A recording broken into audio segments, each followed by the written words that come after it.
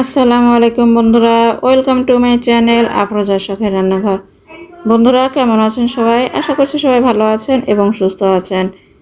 বন্ধুরা রোজা চলছে, আর রোজার দিনে সব রকম মাছ খেতে খুব একটা ভালো লাগে না। আমার তো খুব একটা ভালো লাগে না, তাই আজকে করেছি পুঁটি মাছ রান্না। এটি সামুদ্রিক পুঁটি।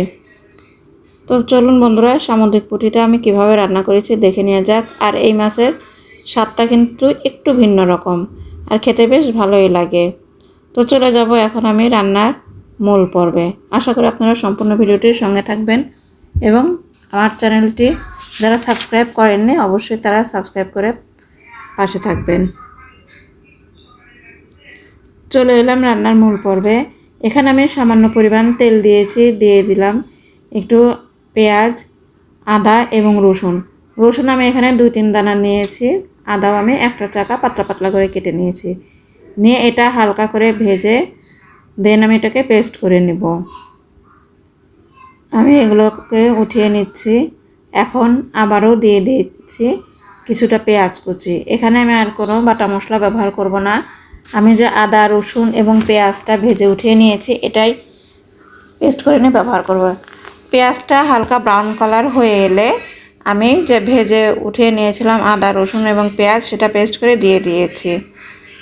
দিলাম স্বাদ অনুযায়ী লবণ, মরিচের গুঁড়া, হলুদের গুঁড়া, সামান্য জিরার গুঁড়া ও ধনিয়ার গুঁড়া। এটা দিয়ে খুব ভালোভাবে কষিয়ে নিতে হবে। সামুদ্রিক পুঁটিটা আসলে আমি এইভাবেই রান্না করে থাকি, আমার কাছে খেতে বেশ ভালোই লাগে। মশলাটা খুব সুন্দরভাবে কষানো হয়ে গিয়েছে। আপনারা দেখতেই পাচ্ছেন সামুদ্রিক পুঁটি। এই মাছের সাইজটা কিন্তু বেশ একটু বড়ই, খুব একটা ছোট না। আর পাতলা একদম, মাছের কাঁটাগুলো একদম পাতলা। মশলাটার উপরে মাছগুলো সুন্দরভাবে বিছিয়ে দিয়ে এখানে আমি বেশি একটা পানি ব্যবহার করব না, যেহেতু সামুদ্রিক মাছটা একদম মাখা মাখা হবে। মাছগুলো সেট করে দিয়ে দিয়েছি টমেটো আর কয়েকটা কাঁচামরিচ দিয়ে সামান্য পরিমাণ পানি দিয়েছি। এখানে আমি হাফ কাপ, মেজারমেন্ট কাপের হাফ কাপ পরিমাণ পানি দিয়েছি। দিয়ে এটা ঢেকে রান্না করতে হবে না, আলগা করে রান্নাটা কমপ্লিট করে নেব। তো বন্ধুরা হয়ে গেল সামুদ্রিক পুঁটি মাছ রান্না। পুঁটি মাছ রান্নাটা কেমন হলো অবশ্যই আপনারা লাইক কমেন্ট করে জানাবেন, আর এইভাবে বাসায় আশা করছি ট্রাই করবেন।